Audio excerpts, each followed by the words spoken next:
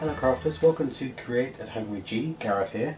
Today we're going to be aging this galvanised watering can that I bought from Ikea recently.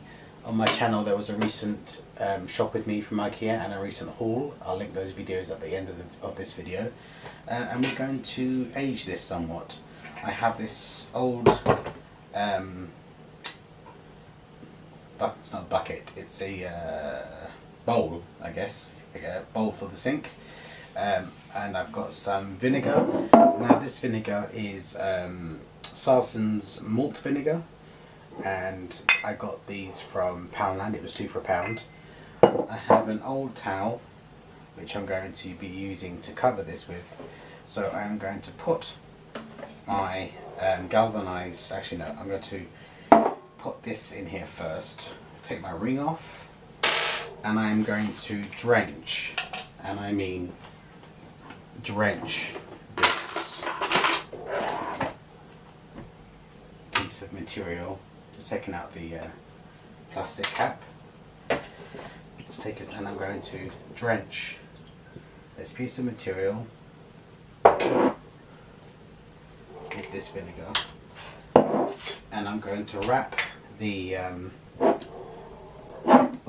I'm going to wrap the galvanised watering can, and I'm going to leave it for a 24-hour period. So it's currently 7 PM now. Okay, so that is now drenched, as you can see. Okay, bring over the galvanised watering can, and I'm going to cover it with this piece of material. I may have to do it in 2 sittings because this piece of material isn't big enough to go all the way around.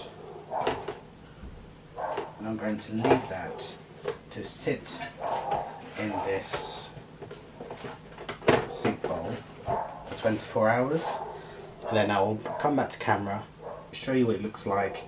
If we need to leave it for another 24 hours we will.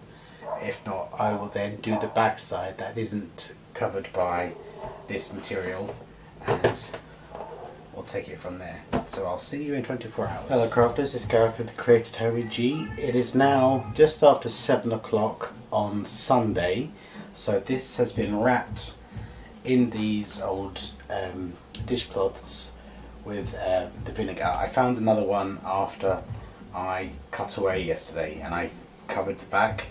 I apologise if you can hear his music in the background. That's my neighbour, and he has his music very, very loud. So I guess it's time to unwrap it. So it really does stink. That's one thing I will say. It does pong, so I'm glad it's been nice the last couple of days. Okay, so this is how it currently looks, and I have to say there's not much discoloration. Now when I did the stainless steel cheese grater, which I'm going to show you in a second, after 24 hours there was a huge difference. So I've covered that back up, and I'm going to leave it now for another 24 hours, and then we'll come back and see what it's like. But I just wanted to show you, this is the stainless steel cheese grater that I bought from Poundland, and I wrapped it up in the same tea towels, and as you can see it really did do a good job. This is stainless steel, this has been galvanized, so I assume that's got something to do with it. So I'm going to leave this wrapped up again for another 24 hours, and then I'll come back to video. Okay crafters, it has now been over 48 hours. It's coming up to 8 PM on Monday, so I'm going to take this off and see what has happened. Aha!